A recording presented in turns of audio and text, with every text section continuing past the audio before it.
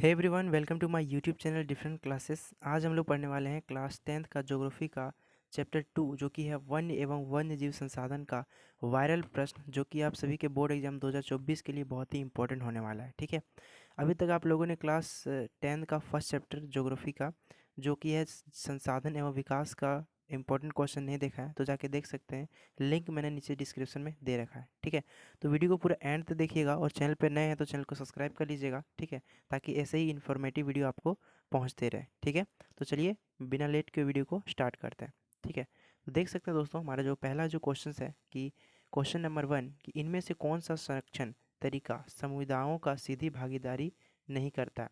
ठीक है, तो पहला आपका ऑप्शन है संयुक्त वन प्रबंधन, दूसरा है बीज बचाओ आंदोलन। ठीक है, और जो तीसरा है चिपको आंदोलन, और चौथा है वन्य जीव पशु विहार का परिसीमन।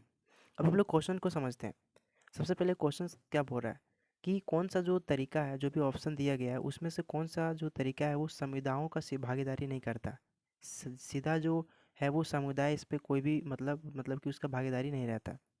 तो वो इसका ऑप्शन हो जाएगा ऑप्शन डी, यानी कि वन्य पशु जीव, है ना, पशु विहार का परिसीमन। ये जो है सो गवर्नमेंट का है ना, ये सीधी कोई भी समुदाय का नहीं है। जैसे संयुक्त वन प्रबंधन, और दूसरा है बीज बचाओ आंदोलन, है ना, और चिपको आंदोलन, ये सभी समुदायों का भागीदारी करता है। क्योंकि हम लोगों ने पढ़ा था कि चिपको आंदोलन में क्या होता था कि सभी जितने भी व्यक्ति थे वो पेड़ों पे चिपक कर जो है सो पेड़ों की रक्षा करते थे। ठीक है, तो वो क्या है, एक समुदाय का भागीदारी हो रहा है ना, कोई समाज उसको बचा रहा है। लेकिन वन्य जीव पशु विहार का परिसीमन जो है ये सरकार देखती है। ठीक है, इसमें समुदाय का कोई भी भागीदारी नहीं होता है। ठीक है, तो ये आपका ऑप्शन डी हो जाएगा, यानी कि वन्य जीव पशु विहार का परिसीमन। ओके, नेक्स्ट क्वेश्चन को चलते हैं। नेक्स्ट है कि निम्न में से कौन सी टिप्पणी प्राकृतिक वनस्पति जात और प्राणी जात का सही कारण नहीं है।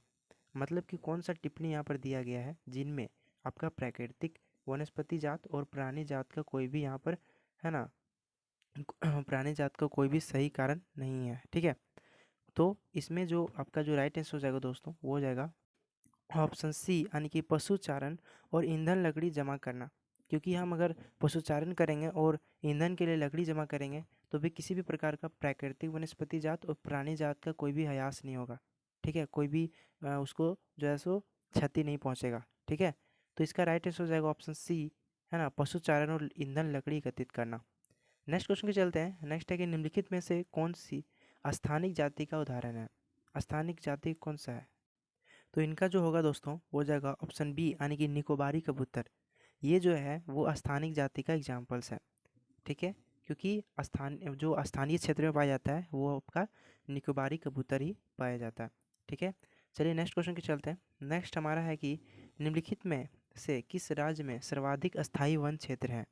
मतलब कौन सा राज्य है, कौन सा स्टेट है जहाँ पर सबसे ज़्यादा जो है सो वन पाया जाता है, अस्थायी वन क्षेत्र। ठीक है, तो है वह मध्य प्रदेश। क्या है, मध्य प्रदेश। ठीक है, यहाँ पर सबसे ज़्यादा अस्थायी वन क्षेत्र पाए जाते हैं, याद रखिएगा। नेक्स्ट क्वेश्चन की चलते हैं। हमारा नेक्स्ट है कि पेरियार बाघ रिजर्व किस राज्य में स्थित है। ये क्वेश्चन पूछा जा सकता है, इसलिए आप लोग जो है सो इसको इम्पोर्टेंट मानिएगा। ठीक है, पेरियार बाघ रिजर्व किस राज्य में स्थित है, तो वो है आपका दोस्तों, वो है आपका ऑप्शन बी, यानी कि केरल। केरल में जो है वो आपका पेरियार बाघ रिजर्व स्थित है। नेक्स्ट क्वेश्चन की चलते हैं। नेक्स्ट हमारा है कि सुंदरवन राष्ट्रीय पार्क किस राज्य में स्थित है। बहुत ही इंपॉर्टेंट क्वेश्चंस, ये क्वेश्चंस आप सभी के एग्जाम में आ सकते हैं, पीपीआई कर लीजिएगा। ठीक है, कि सुंदरवन राष्ट्रीय पार्क जो है वो किस स्थान पर स्थित है, तो वो आपका पश्चिम बंगाल में। कहाँ है, पश्चिम बंगाल में। ओके, नेक्स्ट क्वेश्चन की चलते हैं कि कॉर्बेट राष्ट्रीय पार्क किस राज्य में स्थित है। कॉर्बेट राष्ट्रीय पार्क किस राज्य में स्थित है दोस्तों, तो वो है आपका ऑप्शन ये, उत्तरांचल। कौन सा राष्ट्रीय पार्क कौन सा राज्य में स्थित है, इसको भी आप लोग याद रखिएगा। जैसा कि मैंने पिछले वीडियो में बताया था जल संसाधन वाला में, कि कौन सा राज्य में कौन सी मिट्टी पाई जाती है, वो भी आप लोग याद रखिएगा, क्योंकि ये एग्जाम में पूछा जा सकता है। उसी प्रकार इसमें भी वैसा ही सेम है कि कौन सा राष्ट्रीय पार्क आपका कौन सा राज्य में पाया जाता है, वो आपको याद रखना है। ठीक है, तो कॉर्बेट राष्ट्रीय पार्क जो है सो कहाँ पाया जाता है दोस्तों, ये पाया जाता है आपका उत्तरांचल में। ठीक है, नेक्स्ट क्वेश्चन की चलते हैं। नेक्स्ट है कि सरिस्का वन्य जीव पशु विहार किस राज्य में स्थित है। तो सरिस्का वन्य जीव पशु विहार जो है वो आपका राजस्थान में है। कहाँ है, राजस्थान में, ऑप्शन सी। ठीक है, नेक्स्ट क्वेश्चन के चलते हैं कि वन और बंजर भूमि जो सरकार, व्यक्तियों और समुदायों के स्वामित्व में होते हैं, उन्हें क्या कहते हैं? उन्हें कहते हैं अवगीकृत वन। क्या कहते हैं? अवगीकृत वन। वैसे भूमि जो बंजर हो, ठीक है, वैसे वन और बंजर भूमि जो सरकार, व्यक्तियों और समुदायों के स्वामित्व में होते हैं, उन्हें हम लोग अवगीकृत वन कहते हैं। ठीक है। नेक्स्ट है कि चिपको आंदोलन से क्या तात्पर्य है? चिपको आंदोलन, जैसा कि नाम से ही पता चल रहा है ना, कि वहाँ पर जो हम लोग कहानी पढ़े थे ना, कि लोग क्या करते थे कि पेड़ों पे चिपक जाते थे और पेड़ों की रक्षा करते थे। तो इसका आंदोलन है क्या चीज़? वृक्षों को उगाना नहीं, वृक्षों को काटना ये तो बिल्कुल भी नहीं होगा दोस्तों, क्योंकि इसका जो मुख्य उद्देश्य था वो था है ना, वृक्षों की रक्षा करना। यहाँ पर वर्षों हो गया है ना, वृक्षों होगा, है ना, वृक्षों वृक्षों की रक्षा करना।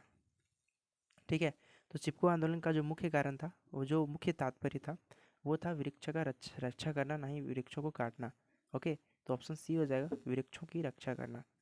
तो वीडियो अगर पसंद आ रहा हो तो लाइक कीजिएगा, अगर चैनल पे नए हैं तो सब्सक्राइब करके जाइएगा। ठीक है। मैं थोड़ा सा आपको बताना चाहता हूँ दोस्तों कि मेरा अभी थोड़ा सा तबीयत थोड़ा डाउन है ना, जैसा कि आवाज़ से ही पता चल लग रहा होगा आपको। इसलिए मैं थोड़ा जो है सो कम बोल रहा हूँ और थोड़ा आवाज़ भी आप लोग को थोड़ा सा अलग लग रहा होगा। इसके लिए सॉरी, है ना। बहुत जल्द अच्छा ही आएगा आवाज़, मैं जल्दी ही ठीक भी हो जाऊँगा और आप लोगों के लिए बेहतर से बेहतर कंटेंट लाने का कोशिश करूँगा। ठीक है। तो थोड़ा सा आप उसको मैनेज कीजिएगा। ठीक है। चलिए नेक्स्ट क्वेश्चन के चलते हैं। नेक्स्ट है कि भारतीय वन जीवन रक्षण अधिनियम कब लागू किया गया? तो जो भारतीय वन जीवन रक्षण अधिनियम जो है दोस्तों, देखिए, भारतीय वन जीवन रक्षण का मतलब हो गया कि जंगलों पर कानून बनाना। ठीक है। जंगल पर कानून बना के उस पे किस प्रकार उस पे कार्रवाई किया जाए, है ना। कौन सा अगर कोई ज़्यादा पेड़ों को नुकसान पहुंचाता है तो उसको कानूनी तरह से किस प्रकार उसको दंड दिया जाए, है ना, जंगलों को किस प्रकार बचाया जाए, ये सब सारी चीज़ों का जो एक अधिनियम बनाया गया, ठीक है, जंगलों का रक्षा हेतु, वो कब लागू किया गया? वो लागू किया गया था 1972 में, कि अब से जो है जंगलों की रक्षा करेगा सरकार, है ना। और क्या होगा कि लोगों को जो इस पे अगर इसको गलत काम करते हैं, गलत तरीके से पेड़ पौधों को काट के ले जाते हैं और बेचते हैं, तो उस पर कानूनी तरीके से उस पर कार्रवाई किया जाएगा। ठीक है। तो 1972 में ये कानून लागू किया गया था। ठीक है। वन्य जीवन रक्षण अधिनियम। ठीक है। इसको आप लोग याद रखिएगा। चलिए नेक्स्ट क्वेश्चन के चलते हैं कि कौन सी जाति भारत में काले हिरन की रक्षा के लिए प्रसिद्ध है? तो वो है आपका बिश्नोई। ठीक है। ये जो जाति है ना बिश्नोई वाले, ये भारत में काले हिरन की रक्षा के लिए प्रसिद्ध है। ठीक है। क्योंकि ये जो है सो काले हिरन को बचाते हैं, उसका रक्षा करते हैं। तो इसका राइट आंसर हो जाएगा बिश्नोई। ठीक है। नेक्स्ट क्वेश्चन के चलते हैं कि निम्नलिखित में कौन एक वनों के ह्रास का कारण नहीं है? ठीक है। तो कौन से ह्रास के कारण नहीं है दोस्तों? तो वो है आपका ऑप्शन ये, यानी कि रक्षक मेखला का निर्माण। अगर हम इसका करेंगे तो क्या वनों का जो है सो ह्रास हो जाएगा? नहीं होगा। ठीक है। लेकिन खनन करेंगे तो जंगलों की ह्रास होगा, जंगलों की क्या होगा? कमी होगा। ठीक है। बहुउद्देशीय घाट परियोजनाएं, अगर हम बड़ी बड़ी योजनाएं लाएंगे, अगर बड़ी बड़ी बांध परियोजनाएं लाएंगे, बड़ी बड़ी प्रोजेक्ट लाएंगे, तो क्या होगा? जंगलों की कटाई होगा। ठीक है। तो इसका राइट आंसर हो जाएगा ऑप्शन, क्या चीज़? ऑप्शन हो जाएगा ये राइट आंसर। और पशुचारण भी करेंगे तो वनों का ह्रास होगा।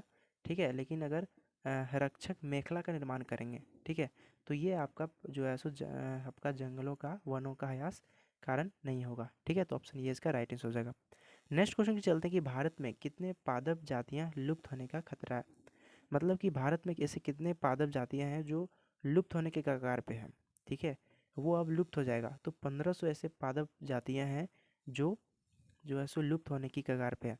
अगर इसको सरकार, अगर इस पे कानूनी तरीके से इस पे प्रतिबंध नहीं लगाया जाए तो ये आने वाले समय में ख़त्म हो जाएगा। ठीक है। नेक्स्ट क्वेश्चन के चलते हैं कि उड़ीसा और बिहार की जनजातियों की शादी के दौरान किस वृक्ष की पूजा की जाती है ना। आप लोग, हम लोग झारखंड से हैं, तो झारखंड में जो है सो जब शादियाँ होती है तो उसमें किस प्रकार के वृक्ष की पूजा होती है वो आपको जानते ही होंगे। और अगर उड़ीसा और बिहार की बात करें, ठीक है, उड़ीसा और बिहार की बात करें तो उसमें जो है सो शादी के दौरान किसकी पूजा की जाती है? वो की जाती है इमली और आम की। किसकी की जाती है? इमली और आम की पूजा की जाती है शादी के दौरान। याद रखिएगा। ठीक है। नेक्स्ट क्वेश्चन पे चलते हैं कि सुंदरवन राष्ट्रीय उद्यान किस राज्य में स्थित है? तो सुंदरवन राष्ट्रीय उद्यान जो स्थित है दोस्तों, वो है पश्चिम बंगाल में। मैंने एक क्वेश्चन आया था उसमें भी मैंने आपको बताया था कि सुंदरवन जो राष्ट्रीय उद्यान है वो कहाँ है? वो है पश्चिम बंगाल में, ठीक है, याद रखिएगा। नेक्स्ट क्वेश्चन की चलते हैं कि सबसे तेज स्तनधारी प्राणी कितने किलोमीटर प्रति घंटा की गति से दौड़ती है। तो जो सबसे तेज स्तनधारी प्राणी है वो जो है सो 112 किलोमीटर प्रति घंटा की गति से दौड़ता है, ठीक है। आप लोग हमें कमेंट करके बताइएगा कि सबसे तेज स्तनधारी प्राणी का नाम बताइएगा, ठीक है। हमने आपको बताया कि 112 किलोमीटर प्रति घंटा से स्पीड से वो दौड़ता है, लेकिन आपको उस स्तनधारी का नाम बताना है कि उस स्तनधारी का नाम क्या है, ठीक है। नेक्स्ट क्वेश्चन के चलते हैं कि सरिस्का बागान अभयारण्य कहाँ स्थित है। तो ये है दोस्तों राजस्थान में। कहाँ है? राजस्थान में ये स्थित है। सरिस्का बागान अभयारण्य, ओके, ठीक है। तो ये आपका है राजस्थान में, ठीक है। नेक्स्ट क्वेश्चन के चलते हैं कि दुनिया का सबसे तेज स्तनधारी प्राणी कौन सी है। तो दुनिया के सबसे जो तेज स्तनधारी प्राणी है दोस्तों वो है चीता और बिल्ली, ये दोनों है, ठीक है। इसलिए ऑप्शन सी हो जाएगा, दोनों, ठीक है। नेक्स्ट क्वेश्चन के चलते हैं कि टक्सोल नामक रासायनिक किस बीमारी के उपचार के लिए प्रयोग किया जाता है। मतलब कि जो टक्सोल नामक जो रासायनिक होता है एक बीमारी, किस बीमारी के लिए ये दवा होता है, ठीक है। तो आप लोग जब बुक बुक पढ़ रहे होंगे तो उसमें आप लोग पढ़े होंगे कि ये कैंसर के लिए ज़रूरी है, ठीक है, यानी कि कैंसर के लिए प्रयोग किया जाता है ये दवा, ठीक है। तो ये था दोस्तों हमारा सेकेंड चैप्टर का, ठीक है, जो कि था क्या, वन्य एवं वन्य जीव संसाधन का total 20 questions answer objective questions, ठीक है। अगर आप इस वीडियो को सारे जितने भी क्वेश्चन मैंने बताया, ठीक है, अगर आप कर लेते हो तो एग्ज़ाम में कहीं ना कहीं ये सारे क्वेश्चंस टच करेगा, ठीक है। और इस क्वेश्चंस को मैंने खुद तैयार किया है अपना एक्सपीरियंस के साथ, अपना जो भी नॉलेज के साथ इसको मैंने खुद तैयार किया है, ठीक है। इसलिए पूरा ये क्वेश्चंस कंप्लीट कर लीजिएगा। ऐसे ही हर चैप्टर का वीडियो मैं लाते रहूँगा, ठीक है।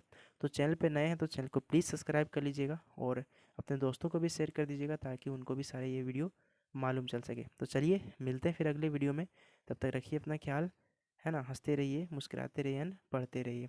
जय हिंद, जय झारखंड।